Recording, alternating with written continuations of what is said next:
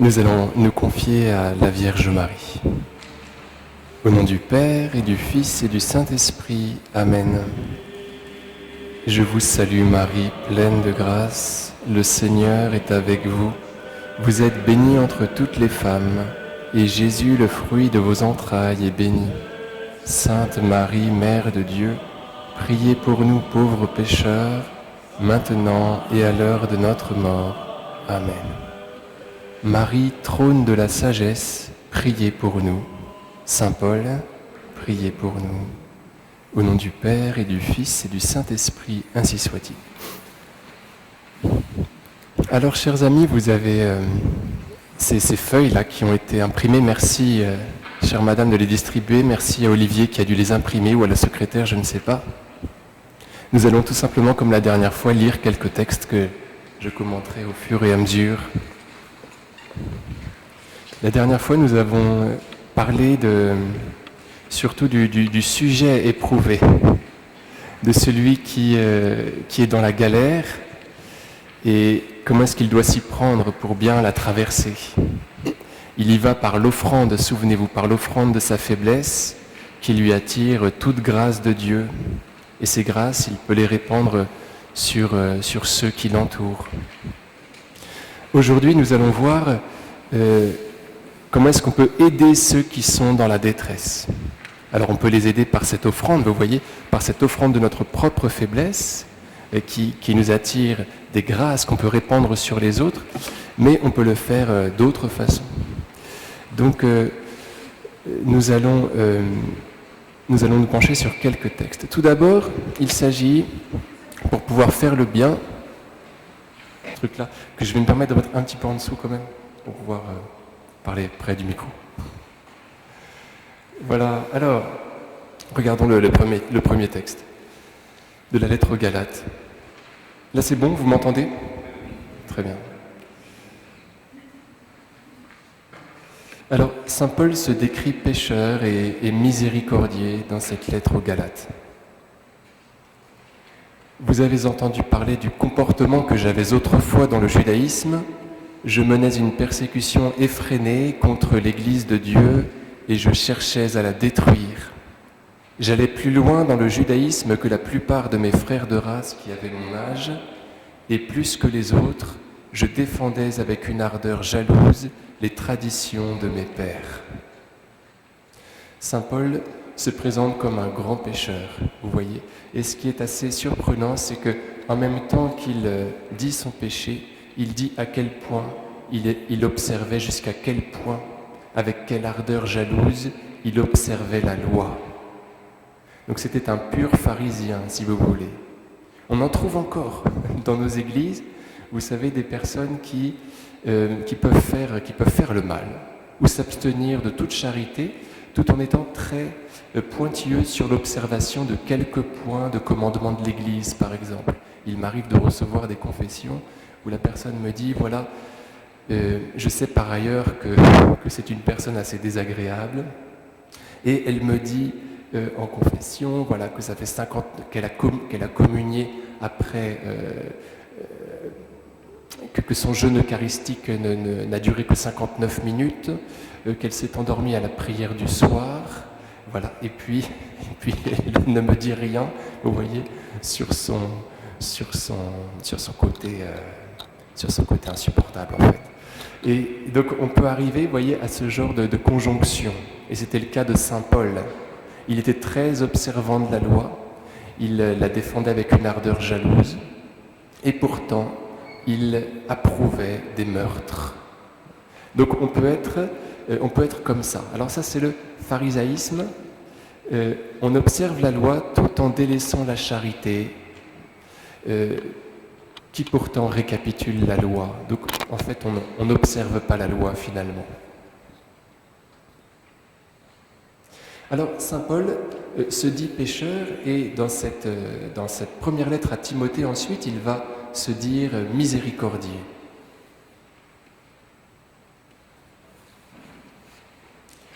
Je suis plein de gratitude envers celui qui me donne la force, le Christ Jésus notre Seigneur, car il m'a estimé digne de confiance lorsqu'il m'a chargé du ministère, moi qui autrefois étais blasphémateur, persécuteur, violent. Mais il m'a été fait miséricorde, car j'avais agi par ignorance, n'ayant pas encore la foi. La grâce de notre Seigneur a été encore plus abondante, avec elle la foi et avec l'amour qui est dans le Christ Jésus. Alors, vous voyez, il rattache la force qu'il investit à la miséricorde qu'il a reçue.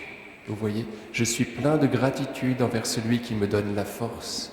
Nous apprenons au verset suivant qu'il lui a été fait miséricorde après qu'il a été blasphémateur, persécuteur, violent. Vous voyez, son premier titre de péché est celui de blasphémateur. Le blasphème, c'est un péché contre Dieu. Et c'est effectivement ce que Jésus lui reproche en premier. Pourquoi me persécutes-tu ? Qui es-tu, Seigneur ? Je suis Jésus que tu persécutes. Autrement dit, tu blasphèmes. Et c'est ce dont saint Paul s'accuse en premier. Et donc il gagne une force par réception de miséricorde. Voilà ce qui le rend fort.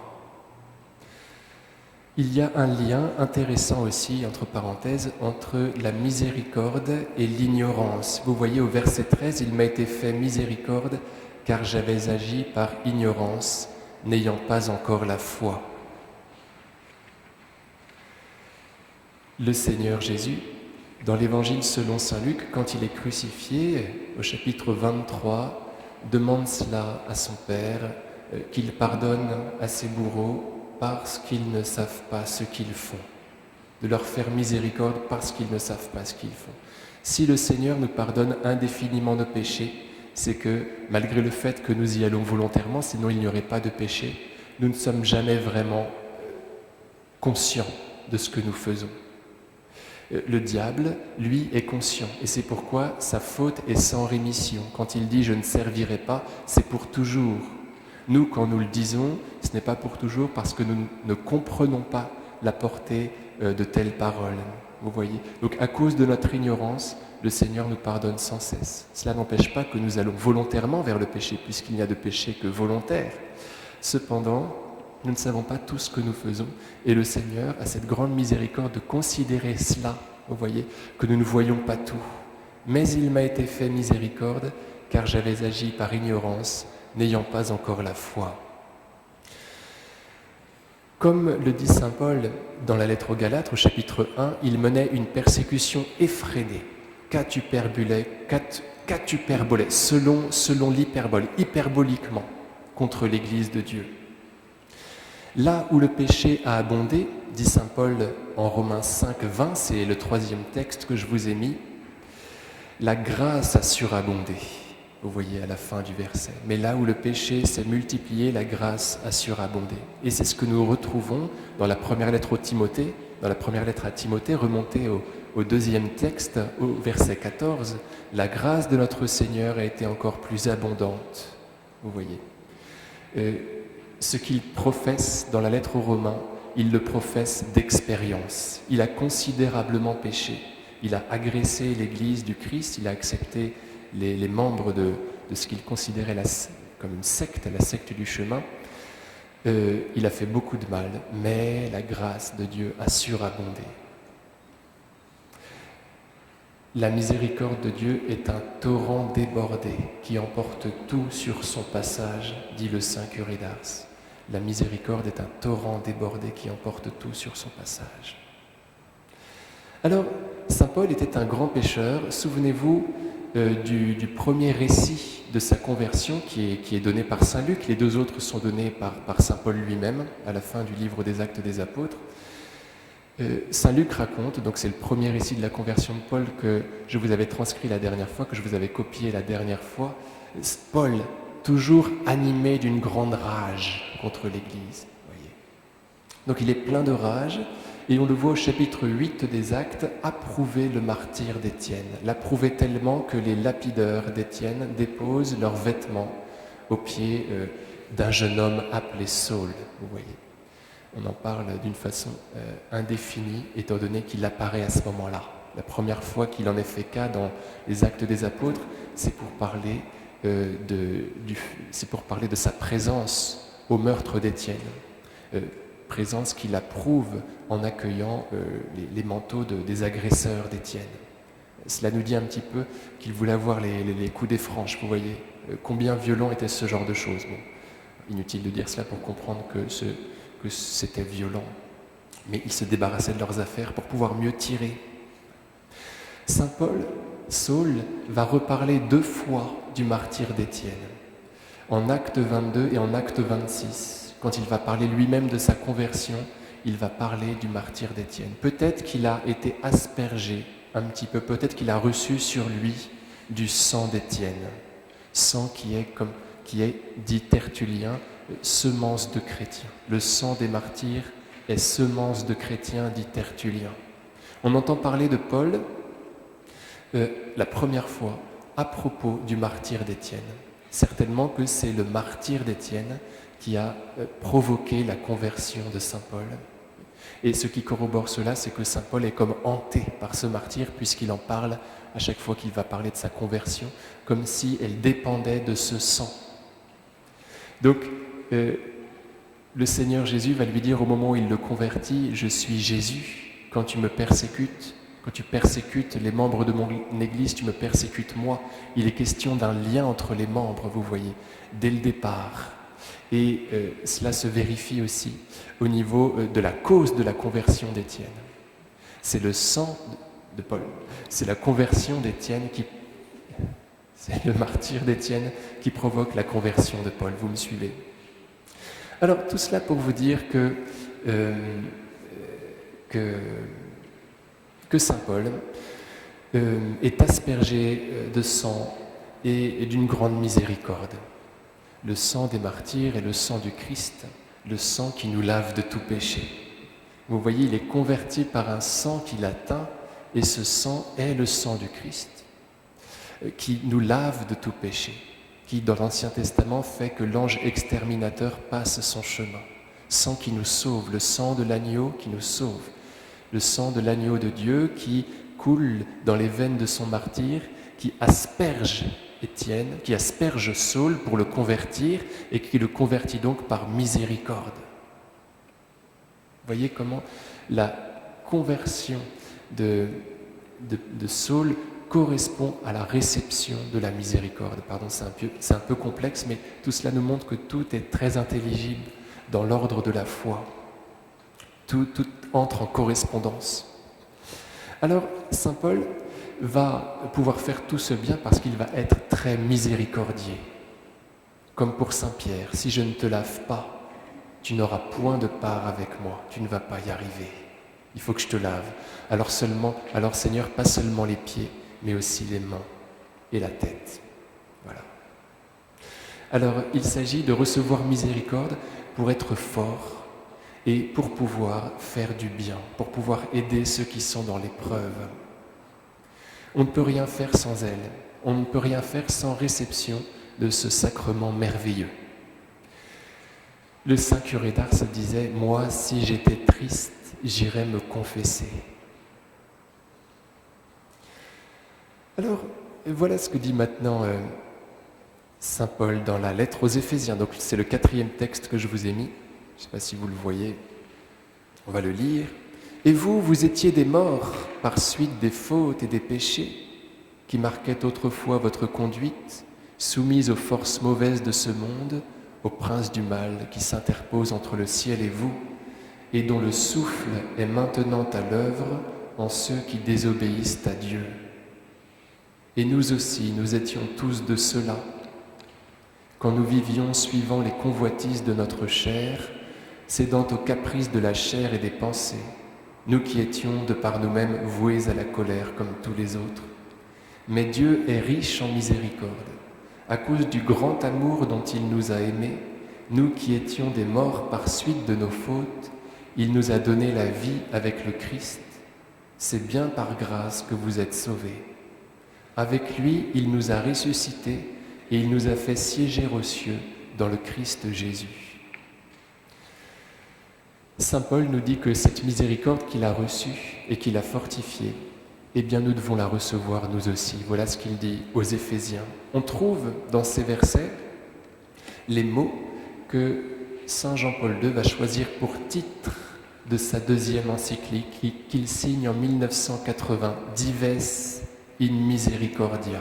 Vous voyez, au verset 4, Dieu est riche en miséricorde, tellement riche que cette miséricorde ne doit pas se répandre seulement sur moi, Saul, Paul, mais aussi sur vous, pour que vous puissiez dès maintenant résider aux cieux. Éphésiens 2:1, vous voyez le premier verset du texte que je vous ai copié. Et vous, vous étiez des morts par suite des fautes et des péchés.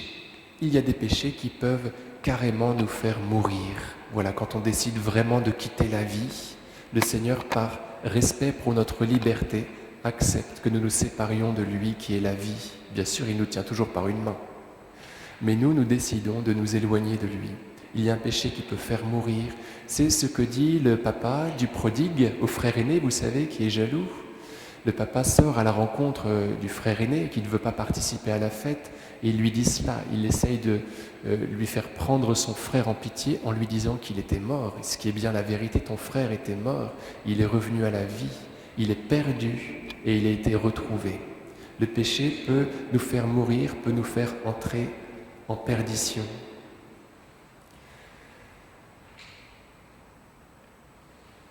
Charles de Foucault, qui va bientôt être canonisé, était appelé, quand il était à Saumur, au début de sa vie militaire, à l'école de cavalerie, il était appelé par ses amis le porc. Et plus tard, il approuvera, vous voyez, ce sobriquet en disant de lui-même, donc il dira cela après sa conversion, « J'étais moins un homme qu'un porc ». On appelait aussi Foucault le gros Foucault ignoble et bestial. Donc vous voyez, rien ne met en échec la miséricorde de Dieu. Pas même une âme abîmée comme celle de Foucault, qui était vraiment un triste cire. Il était, comme dit saint Paul dans la lettre aux Éphésiens, verset 2,2, donc c'est la deuxième ligne du 4e texte là, il était soumis aux forces mauvaises de ce monde, au prince du mal qui s'interpose entre le ciel et nous et dont le souffle est maintenant à l'œuvre en ceux qui désobéissent à Dieu. Vous voyez, tellement soumis que ce n'est plus le souffle de Dieu, le pneuma de Dieu, son Esprit Saint, qui circule en lui, mais l'esprit du mal. Très surprenant. C'est ce que dit Jésus en Jean 8, 44. « Vous venez du démon qui est votre père. Vous venez du démon qui est votre père. Celui qui vous fait vivre, celui de qui vous tenez la vie maintenant, c'est le démon. » Vous voyez, saint Paul dit cela dans la lettre aux Éphésiens, que cela peut bien être le souffle du mal qui circule à l'intérieur de nous. Alors il s'agit que ce souffle soit chassé par le grand souffle, par la grande tempête de l'Esprit Saint, pour que cette tempête puisse nous réinvestir. Donc vous voyez, on peut être soumis aux forces du mal jusqu'à ce point-là. Soumission, cela signifie en même temps excuse. Saint Paul nous excuse, il sait bien que c'est par le fait du diable que nous pouvons en arriver à ce niveau-là, parfois très bas. C'est lui qui nous gifle. Dans la lettre aux Éphésiens, au chapitre 6, il va dire « Attention, ne nous méprenons pas. Ce ne sont pas contre des forces humaines, contre les failles de notre caractère, etc., que nous avons à combattre, mais contre l'esprit du mal, contre le prince de ce monde. C'est lui qui nous assaille, qui nous fait du mal. Alors nous pouvons lui correspondre, lui obéir, et à ce moment-là, patatras. Mais c'est quand même lui le premier responsable. Alors, si nous avons commencé de lui appartenir, si c'est son souffle qui circule dans notre être, eh bien, il s'agit de nous reprendre et de nous mettre sous le regard de la miséricorde, qui nous relève parce que justement, il ne nous regarde pas. En Jean 8, avec la femme adultère, eh bien, le Seigneur se garde d'ajouter à son mal-être, à sa confusion, en fixant son regard sur elle, vous savez, alors qu'on la lui amène. Elle a été prise en flagrant délit d'adultère, Jésus ne la regarde pas, mais baisse les yeux et dessine par terre. Autrement dit, il réécrit la loi, il la réécrit en miséricorde. Donc, vous voyez, mettons-nous sous le regard très doux de Jésus qui ne nous fixe pas, qui ne nous indispose pas. La première icône qui a été faite sur les indications de sœur Faustine, vous savez, du Christ miséricordieux, représentait ce dernier, le regard penché vers la terre. Kazimierowski l'a peint comme ça. Celle qui a été peinte un peu plus tard, présente un Christ plus bel homme, mais plus difficile à regarder étant donné qu'il nous regarde. Vous savez, quand Jésus demande à ceux qui veulent lapider la femme adultère de bien vouloir jeter la première pierre, voilà, celui qui est sans péché, qu'il jette la première pierre, eh bien personne n'ose le faire, parce que Jésus a été habile dans son discours. Ils s'en vont les uns après les autres, commençant par les plus âgés, parce que le péché, on l'accumule, c'est comme ça, plus on vit, plus on pêche. On est de pauvres pécheurs, même le juste pêche 7 fois par jour. Quand ils s'en vont, Jésus, par égard pour eux, qui reconnaissent tacitement leur péché, baisse à nouveau les yeux, vous savez. Donc il baisse 2 fois les yeux, tout d'abord en faveur de la pécheresse et ensuite en faveur de ceux qui veulent la lapider et qui se reconnaissent comme incapables de le faire. Alors, si nous sommes pris dans une spirale de mal, le Seigneur nous dit que le torrent de sa miséricorde peut venir tout régler dans notre vie, qu'il est capable de tout, vous voyez. Donc, il n'y a rien à craindre. Le Seigneur nous demande de recevoir ce sacrement qui, à un moment donné, l'emporte sur nous, par lequel le Seigneur, à un moment donné, l'emporte sur nous. Alors, nous pouvons bien sûr, il faut lutter. Dans cette soumission, nous devons bien sûr recevoir ce sacrement. Et le Saint Paul nous demande bien évidemment de lutter aussi, vous voyez. Il dit au verset 3 que nous cédons trop facilement aux caprices de la chair et des pensées. Tout démarre par la pensée, vous voyez. Évagre, un père de l'Église, va nous demander d'être les portiers de notre âme. Toutes les pensées qui viennent nous assaillir et qui nous font tomber dans le péché, il nous est conseillé par ces gens-là de bien vouloir les présenter à Dieu pour qu'il les transforme en paix. Non pas de les enfouir, sinon elles ressortent par un côté, vous voyez, mais d'en faire cas dans notre prière, de les dire à Dieu pour qu'il les transforme en paix. Donc nous recevons cette miséricorde, bien évidemment qu'ensuite nous devons en prendre acte, lui faire honneur et lutter pour ne pas retomber même si nous retombons. Et on lutte, vous voyez, en combattant les caprices de nos pensées, en n'obéissant pas à ces caprices, et on va être vainqueur en offrant tout cela au Seigneur. Une petite phrase du curé d'Ars sur le sacrement de réconciliation. Quel amour que celui de notre Dieu qui va jusqu'à oublier volontairement l'avenir pour nous pardonner. Le curé d'Ars disait cela à quelqu'un qui lui disait merci de lui pardonner alors qu'il allait retomber et que le curé d'Ars le savait bien. Et le saint curé de lui répondre, ne prenant pas la place de Dieu, vous voyez, quel amour que celui de notre Dieu qui va jusqu'à oublier volontairement l'avenir pour nous pardonner. Donc, cette miséricorde est infinie. Bien sûr que nous devons lutter, et c'est une offrande à faire. La lutte contre le péché jusqu'au sang demande la lettre aux Hébreux, au chapitre 12. Le Seigneur nous demande aussi de lui faire l'offrande de notre misère. Donc 2 types d'offrandes dans notre vie, vous voyez, l'offrande de notre résistance, de notre lutte, et puis l'offrande de notre petitesse, si elle se manifeste, si elle a lieu. Alors voilà pour la lettre aux Éphésiens. La grande idée, si vous voulez, je suis parti à droite à gauche, c'est que cette miséricorde dont saint Paul a bénéficié, il voudrait que tout le monde en bénéficie pour que dès maintenant nous vivions ressuscités. Vous voyez, Éphésiens 2,6. Alors ensuite, le 5e texte de la lettre aux Philippiens. Je change un peu d'idée. On le lit, on va essayer de le lire en entier. J'aurais pourtant moi aussi des raisons de placer ma confiance dans la chair. Si un autre pense avoir des raisons de le faire, moi, j'en ai bien davantage. Circoncis à 8 jours, de la race d'Israël, de la tribu de Benjamin, hébreu, fils d'hébreu. Pour l'observance de la loi de Moïse, j'étais pharisien. Pour ce qui est du zèle, j'étais persécuteur de l'Église. Pour la justice que donne la loi, j'étais devenu irréprochable. Mais tous ces avantages que j'avais, je les ai considérés à cause du Christ comme une perte. Oui, je considère tout cela comme une perte, à cause de ce bien qui dépasse tout, la connaissance du Christ mon Seigneur. À cause de lui, j'ai tout perdu, je considère tout comme des ordures, afin de gagner un seul avantage, le Christ, et en lui d'être reconnu juste, non pas de la justice venant de la loi de Moïse, mais de celle qui vient de la foi au Christ, la justice venant de Dieu, qui est fondée sur la foi.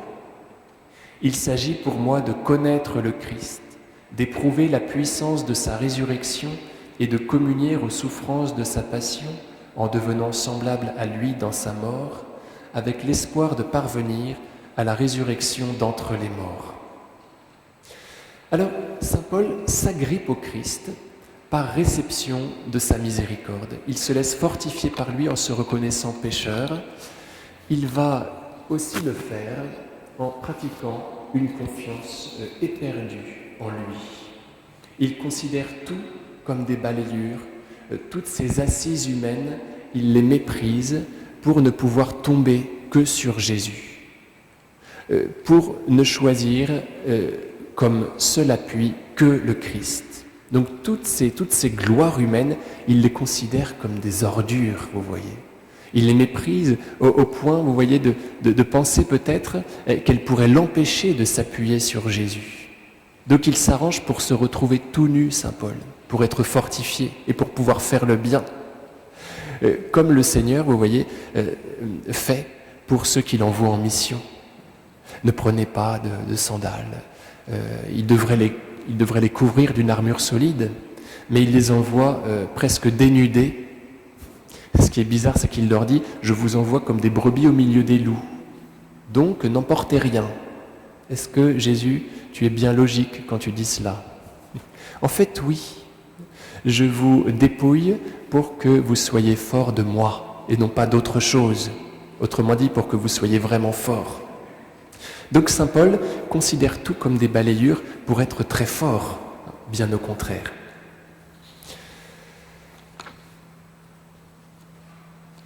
Alors là encore, on retrouve, c'est très étonnant, le lien entre l'observance de la loi de Moïse, vous voyez au verset 5, à la fin du verset 5, et le fait qu'il fut persécuteur de l'Église, au verset 6, c'est très étonnant.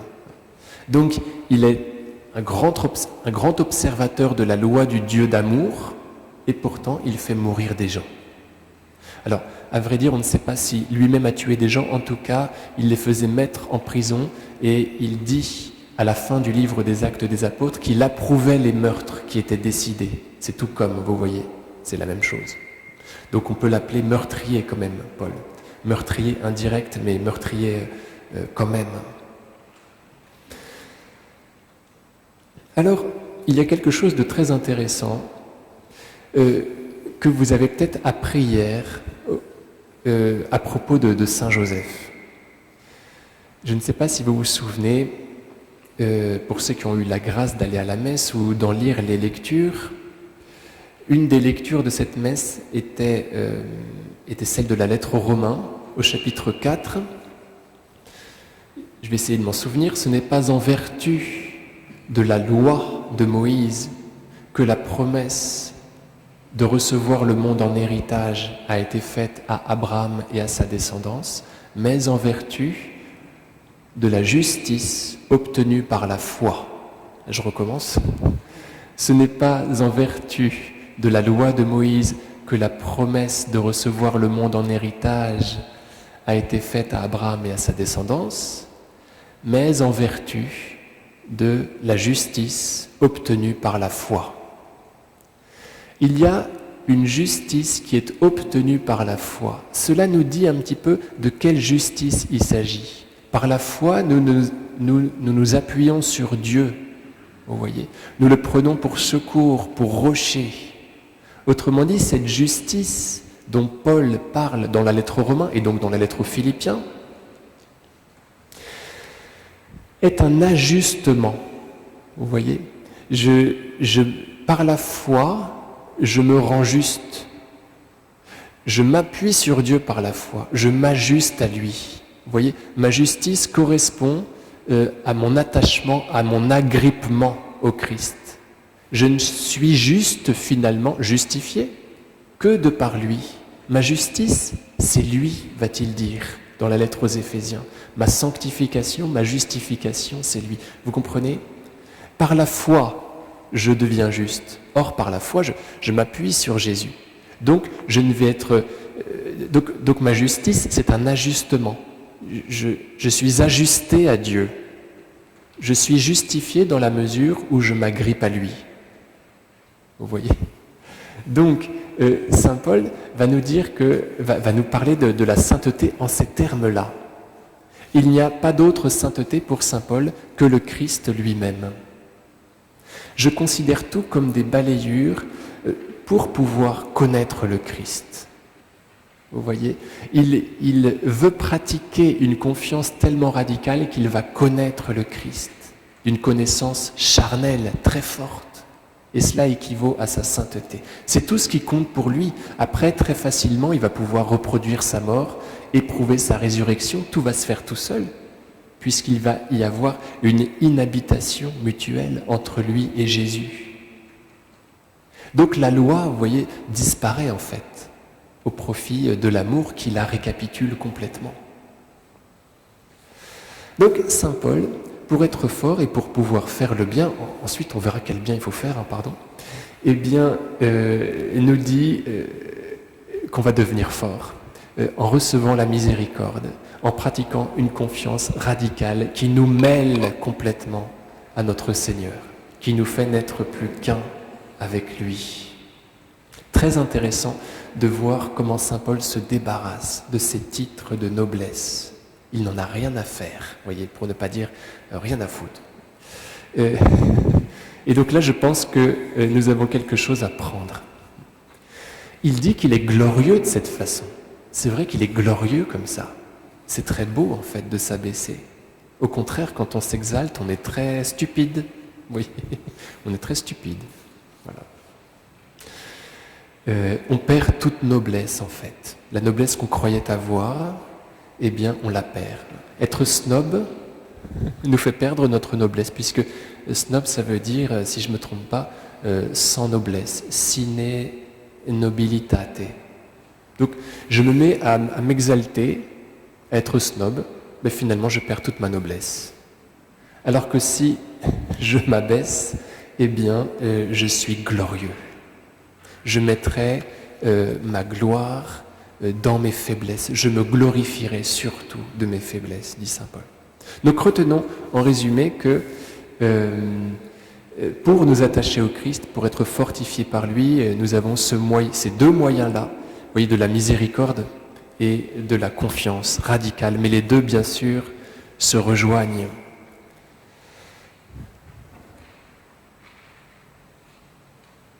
Alors ensuite, j'ai mis un texte, 2 Corinthiens 1,3. Voilà. Donc on arrive dans le vif du sujet. Béni soit Dieu, le Père de notre Seigneur Jésus-Christ, le Père plein de tendresse, le Dieu de qui vient tout réconfort. Dans toutes nos détresses, il nous réconforte. Ainsi, nous pouvons réconforter tous ceux qui sont dans la détresse grâce au réconfort que nous recevons nous-mêmes de Dieu. Donc c'est l'idée que nous avons développée la dernière fois. Je m'attache à Dieu pour toucher son réconfort et pour pouvoir transmettre ce réconfort. Voilà. Alors maintenant, regardons un petit peu en quoi va consister ce réconfort que saint Paul nous invite à déverser sur nos frères humains. 1 Corinthiens 11, c'est un texte que vous connaissez peut-être. Donc, lorsque vous vous réunissez tous ensemble, ce n'est plus le repas du Seigneur que vous prenez. En effet, chacun se précipite pour prendre son propre repas, et l'un reste affamé tandis que l'autre a trop bu. N'avez-vous donc pas de maison pour manger et pour boire ? Méprisez-vous l'Église de Dieu au point d'humilier ceux qui n'ont rien ? Que puis-je vous dire ? Vous féliciter ? Non, pour cela je ne vous félicite pas. C'est très drôle de dire ça. J'ai moi-même reçu ce qui vient du Seigneur, et je vous l'ai transmis. La nuit où il était livré, le Seigneur Jésus prit du pain, puis, ayant rendu grâce, il le rompit et dit : « Ceci est mon corps qui est pour vous, faites cela en mémoire de moi. » Après le repas, il fit de même avec la coupe, en disant : « Cette coupe est la nouvelle alliance en mon sang. Chaque fois que vous en boirez, faites cela en mémoire de moi. » Ainsi donc, chaque fois que vous mangez ce pain et que vous buvez cette coupe, vous proclamez la mort du Seigneur jusqu'à ce qu'il vienne. Et celui qui aura mangé le pain ou bu la coupe du Seigneur d'une manière indigne devra répondre du corps et du sang du Seigneur. On doit donc s'examiner soi-même avant de manger de ce pain et de boire à cette coupe. Celui qui mange et boit son propre jugement s'il ne discerne pas le corps du Seigneur. Alors là, il est question de charité à la messe. On voit que les messes à l'époque, c'était pas comme aujourd'hui. C'était de grands pique-niques. Et chacun arrivait avec son panier repas. Et puis il y avait un prêtre au milieu de tout ça qui célébrait l'Eucharistie. C'était la foire, vous voyez. Et donc il y avait une fraternité qui était atteinte parce qu'il y avait les riches qui côtoyaient les pauvres et qui restaient en cercle. Voilà. Et saint Paul demande aux Corinthiens s'il doit les féliciter pour cette attitude-là. Est-ce que je dois vous féliciter pour ça ? Vous voyez, il y a une ironie terrible. Donc on les imagine se terrer en lisant cela, se préparer à se prendre une baffe. Effectivement, ils se la prennent. Saint Paul de parler du respect qu'on doit au corps et au sang du Christ. Alors, il y a quelque chose de très intéressant à la fin. Regardez bien, verset 29. « Celui qui mange et qui boit, mange et boit son propre jugement s'il ne discerne pas le corps du Seigneur. » Logiquement, on devrait avoir « s'il ne discerne pas le corps et le sang du Seigneur », juste avant, il a été question de manger et de boire. S'il n'est question que de corps, c'est qu'il ne s'agit peut-être pas seulement du corps eucharistique, mais peut-être du corps mystique. Et je pense qu'il s'agit de cela, étant donné que juste après, au verset 12, pour la première fois, Paul va parler de l'Église comme étant le corps du Christ. Autrement dit, saint Paul nous dit qu'à la messe, bien sûr qu'il faut que je fasse attention aux espèces saintes, à ne pas les laisser tomber par terre et à communier avec amour, puisque c'est Jésus. Mais il faut que je fasse attention à ceux qui m'entourent. Sinon, je pêche gravement contre le corps eucharistique lui-même, parce que ce corps mystique et ce corps eucharistique, c'est tout un. Et saint Paul est très sévère. Il va dire ensuite qu'il y a des maladies qui frappent la communauté à cause de cette non-considération des pauvres. Très très sévère à ce niveau-là. Donc il serait bien pour lui qu'au moment où on mange cette force qui nous permet de nous aimer les uns les autres, nous nous aimions les uns les autres. Voilà, j'ai voulu commencer par ce texte-là. Il y a quelque chose d'intéressant, c'est une parenthèse. Vous voyez, au verset 26, chaque fois que vous mangez ce pain et que vous buvez cette coupe, vous proclamez la mort du Seigneur. Vous la proclamez. Autrement dit, vous y assistez et vous dites « Waouh !» Donc elle a vraiment lieu. Elle a vraiment lieu à ce moment-là. Au verset 25, on comprend du coup correctement ce mémorial dont il est question. Vous voyez, chaque fois que vous en boirez, faites cela en mémoire de moi. Le mémorial juif n'est pas un souvenir respectueux de ce qui s'est passé. C'est une actualisation. C'est le zikarion, vous voyez. Donc quand Jésus dit « Faites cela en mémoire de moi », il dit « Actualisez-moi, rendez-moi présent. Vous allez prendre le pain, dire les paroles que j'ai dites, et cela, ce sera en mémoire de moi. Je vais advenir à ce moment-là. Vous allez faire ça, mes apôtres, prendre du pain, dire ceci est mon corps, ça va être moi. » Vous voyez, il y a un lien là entre la proclamation et la mémoire, entre les versets 26 et 25, qui nous fait bien comprendre de quel genre de mémoire il s'agit. Voilà. Je referme la parenthèse. Une exception, ce n'est pas un texte de l'Écriture sainte que nous avons maintenant, mais du Saint-Père, emprunté à Amoris Laetitia, numéro 186. L'Eucharistie exige l'intégration dans un unique corps ecclésial. Donc c'est ce que nous disions. Hein. L'Eucharistie exige l'intégration dans un unique corps ecclésial. Je fais attention au corps qu'est l'Église. Celui qui s'approche du corps et du sang du Christ ne peut pas en même temps offenser ce même corps en causant des divisions et des discriminations scandaleuses parmi ses membres.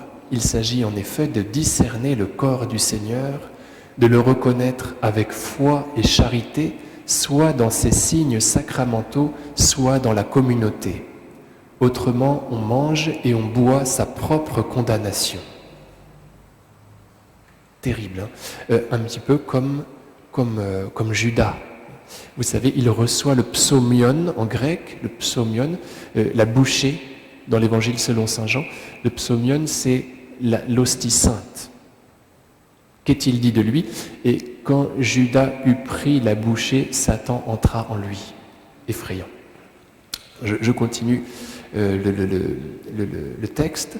Ce texte biblique est un sérieux avertissement aux familles qui s'enferment dans leur confort et s'isolent, mais plus particulièrement aux familles qui demeurent indifférentes à la souffrance des familles pauvres et se trouvant le plus dans le besoin,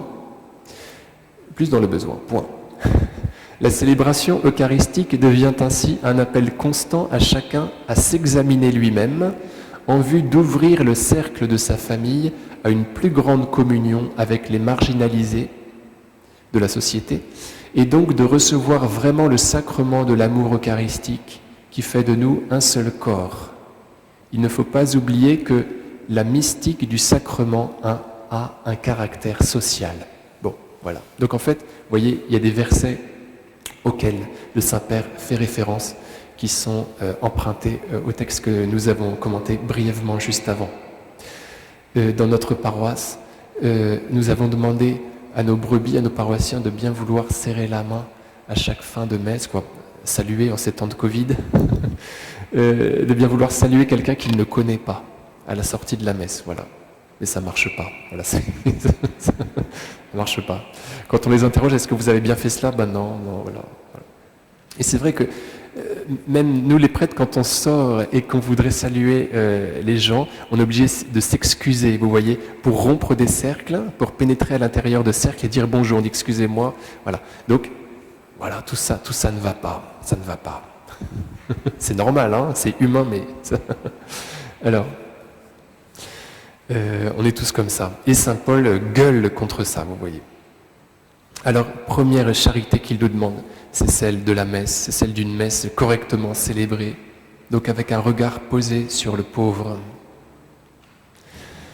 La lettre aux Colossiens, juste après, Colossiens 3, 12, 14, « Puisque vous avez été choisis par Dieu, que vous êtes sanctifiés, aimés par lui, revêtez-vous de tendresse et de compassion, de bonté, d'humilité, de douceur et de patience.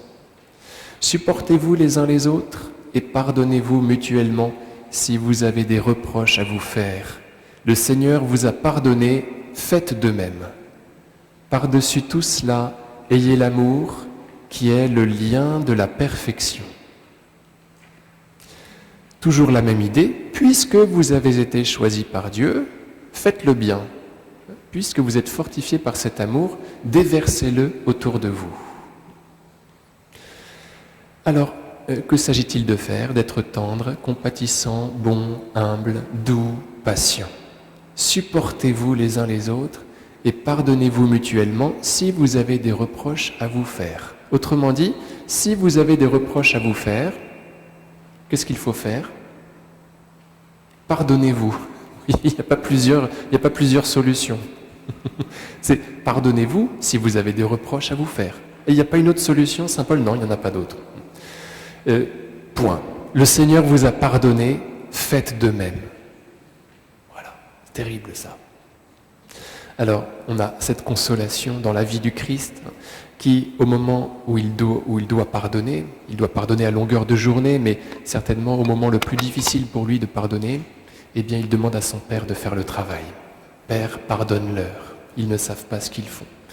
Donc Jésus pardonne comme ça, et on peut toujours faire la même chose que lui. Quand on n'y arrive pas, on demande à notre Père de faire le travail pour nous, et puis voilà, ne prétendons pas pouvoir faire mieux que Jésus. Regardez le verset 14. « Par-dessus tout cela, ayez l'amour qui est le lien le plus parfait. » On a l'impression que saint Paul nous invite à balayer toutes nos querelles d'un revers d'amour, d'un revers de manche d'amour. Voilà. Allez, on s'embrasse, on fait la paix, on rigole, on est grotesque quand on se dispute, t'as bien vu, voilà. Donc, on fait la paix. Saint Paul nous demande d'être énergique, vous voyez. Thérèse d'Avila dit cela, la charité est une flèche que tire la volonté. Et parfois, voilà, il faut aller de l'avant, faire le premier pas, arrêter de bouder et montrer comme Jésus veut que nous le fassions, la joue non blessée. Quand on te frappe sur une joue, montre l'autre.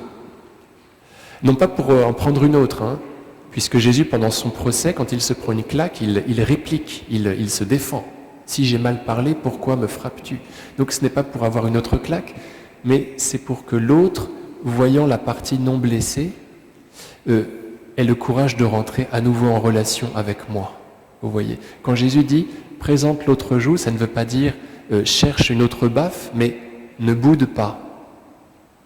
Ne profite pas de la situation. Voilà. Par-dessus tout cela, ayez l'amour qui est le lien le plus parfait. Alors, il y a la question du lien. Qu'est-ce que ça veut dire, le lien? En latin, j'ai regardé tout à l'heure, c'est vinculum.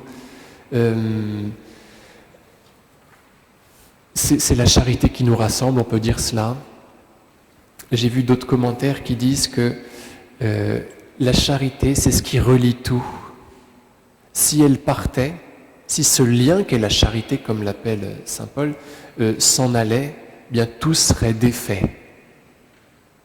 Un petit peu comme comme il est dit, comme le Seigneur le dit, quand il nous donne son commandement, le plus grand commandement. Vous savez, on l'interroge dans l'évangile selon saint Matthieu, dans les autres évangiles aussi, mais dans l'évangile selon saint Matthieu, il va répondre comme ça. Quand on lui demande quel est le plus grand commandement, il répond en donnant deux, parce que les deux sont de même nature, donc il parle de l'amour de Dieu et de l'amour du prochain, et il dit cela, tout dans la loi dépend, tout dans la loi pend à ces deux commandements. Vous voyez, autrement dit, si ces deux commandements ne sont plus là, il n'y a plus rien qui tient. Tout est grotesque. Tu observes le sabbat, mais à quoi ça sert si tu es méchant? Voyez. Voilà, tout dans la loi est pendu à ces deux commandements. Jésus va être pendu au bois de la croix par deux endroits. Et d'ailleurs, c'est le même verbe en grec qu'on retrouve en Matthieu 22, là, à propos de ce commandement de l'amour, et pour la pendaison au bois. Donc, tout est pendu à ces deux commandements. Jésus est pendu par ses deux mains, voyez. Donc tout cela est très intelligent. Je ne sais pas trop ce qu'il faut tirer de cela, mais que Jésus est la loi. Jésus est la parole qui est pendue à ces deux commandements. Voilà. Sainte Catherine de Sienne disait que c'était l'amour qui retenait Jésus sur la croix. Il aurait très bien pu en descendre quand il voulait, mais il restait bloqué par amour. Tout est pendu à ces deux commandements. Vous voyez comme tout est riche. J'arrive pas à en faire une synthèse, mais vous voyez un peu où je veux en venir. On verra, on comprendra peut-être beaucoup de choses au ciel, mais voilà. Le lien, alors l'amour qui est le lien le plus parfait. C'est par l'amour qu'on se tient ensemble et c'est de l'amour que tout dépend. Tout se répand s'il n'y a plus d'amour, s'il n'y a plus la chaîne de l'amour. C'est ça qui est le plus important. Romains 13:8, n'ayez de dette envers personne sauf celle de l'amour mutuel, car celui qui aime les autres a pleinement accompli la loi. La loi dit, tu ne commettras pas d'adultère, tu ne commettras pas de meurtre, tu ne commettras pas de vol, tu ne convoiteras pas. Ces commandements et tous les autres se résument dans cette parole, tu aimeras ton prochain comme toi-même. L'amour ne fait rien de mal au prochain, donc l'accomplissement de la loi, c'est l'amour. Vous avez compris la logique de saint Paul ? Dans la loi, il s'agit de ne pas faire tout un tas de choses. Saint Paul de dire, quand on aime, on ne fait pas de mal. Oui, voilà. Donc il suffit d'aimer et puis tu accompliras la loi. Tu ne feras aucun mal, donc tu accompliras la loi. Vous voyez comme il résonne ? C'est très mathématique. Aime, ama et quod vis fac, dit saint Augustin. Aime et fais ce que tu veux. Du moment que tu aimes, tu peux faire tout ce que tu veux. Ah, c'est génial. Et en fait, on peut plus faire grand-chose. Hein. Voilà, je peux plus voler, je peux pas tromper ma femme, parce que ce ne serait pas de l'amour. L'amour nous lie pour que nous goûtions la vraie liberté. Donc, saint Paul récapitule toute la loi dans ce commandement de la charité qui commence par une charité envers Jésus. Alors que nous nous unissons à lui, nous pratiquons cette charité-là qui s'épanouit dans une charité concrète envers les autres. Je regarde un peu ce que j'ai écrit à propos de ce texte-là.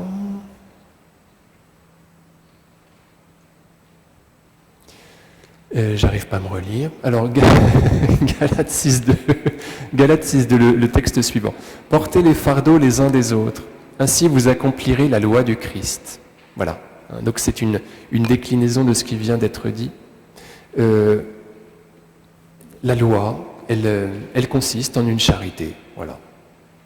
Vous voulez accomplir la loi ? Faites le bien. Portez les fardeaux les uns des autres. Vous voyez quelle teneur concrète comporte cette loi d'amour. Portez les fardeaux les uns des autres. Ça veut tout dire. Je peux faire les courses de ma voisine ancienne, je peux réparer quelque chose pour elle, voilà. Saint Paul nous demande d'être concret, lui qui l'était, vous savez, qui ne voulait pas peser sur les autres, alors qu'il aurait eu le droit de recevoir un salaire, hein, comme il le demande aux églises, à payer leur salaire aux apôtres, et lui-même n'en voulait pas. Il se nourrissait lui-même en exerçant ce métier-là de tisserand de tentes. Portez les fardeaux les uns des autres. Si quelqu'un pense être quelque chose alors qu'il n'est rien, il se fait illusion lui-même. Voilà, il nous demande d'être soumis les uns aux autres, que nous soyons soumis les uns aux autres, puisque la charité s'abaisse. Le propre de l'amour, dit Thérèse de Lisieux plusieurs fois dans ses écrits, c'est de s'abaisser. Adam fait sa déclaration d'amour de cette façon. Voici l'os de mes os et la chair de ma chair. Il exalte sa belle qui lui est offerte, qui lui est présentée par Dieu, en disant qu'elle est mieux que lui. Vous voyez, puisque le superlatif en hébreu s'exprime par la répétition, comme dans l'expression française, la crème de la crème. C'est l'os de mes os et la chair de ma chair. Il se met en dessous d'elle. C'est ainsi qu'on peut déclarer sa flamme. Peut-être que les anciens parmi vous ont fait comme ça. On peut déclarer sa flamme à sa femme en mettant un genou en terre. Voilà, on se fait plus petit pour déclarer son amour. C'est ce que dit saint Paul, Galates 6.3, si quelqu'un pense être quelque chose alors qu'il n'est rien, il se fait illusion lui-même. Vous voyez, comme si la charité était dépendante de l'humilité. Je ne peux pas pratiquer cette charité avec condescendance, c'est impossible. Verset 4, que chacun examine sa propre action. Ainsi, c'est seulement par rapport à lui-même qu'il trouvera ses motifs de fierté, et non par rapport aux autres. Vous comprenez ce que ça signifie ? Cela veut dire que si j'y arrive mieux, par rapport aux autres, je n'ai pas à m'en glorifier. C'est peut-être que le Seigneur m'en donne la grâce. C'est peut-être que j'ai été fait comme ça, que c'est plus facile pour moi de jeûner ou de travailler pendant 8 heures d'affilée. Voilà. Chacun, son charisme, ses talents et la grâce qui lui est donnée au jour le jour. Je ne peux pas juger si je veux être un aimant. Je dois être humble et voilà, me considérer inférieur et ne pas juger. Vous voyez? Donc Galates 6.2, amour, Galates 6.3, humilité, Galates 6.4, ne point juger. Tout cela va ensemble. Alors on constate chez saint Paul une grande délicatesse. Il dit à Timothée cela, vous voyez, cesse de ne boire que de l'eau, mais prends un peu de vin à cause de ton estomac et de tes fréquents malaises. Donc il rencontre Timothée au cours de son 2e voyage missionnaire à Lystre. Et il va en faire son disciple, il va en faire l'évêque d'Éphèse. C'est un homme qui craint Dieu, comme son nom l'indique, Timothée. Et c'est ce que signifie son nom. Et il va en faire un petit peu trop. Et saint Paul, en même temps qu'il l'encourage à en faire beaucoup, vous voyez, à être pur, eh bien, il l'invite aussi à boire un petit peu de vin. Autrement dit, à bien vouloir être joyeux, étant donné que, comme nous dit le psaume 104, si je ne me trompe pas, le vin réjouit le cœur de l'homme. Donc, vous voyez, une invitation certainement à mots couverts à faire un petit peu la fête. Ce qui est intéressant, c'est qu'on voit que saint Paul connaît la détresse physique de Timothée à cause de ton estomac et de tes fréquents malaises. C'est le propre de la charité que de savoir, que d'être renseigné sur la détresse des autres. Ainsi, la Vierge Marie est capable de renseigner le Christ. Ils n'ont pas de vin. Et on se demande comment elle le sait. Vous voyez, c'est peut-être son 6e sens féminin qui fait cela. C'est peut-être qu'elle est descendue à la cave, en tout cas elle sait. Voilà, c'est son secret.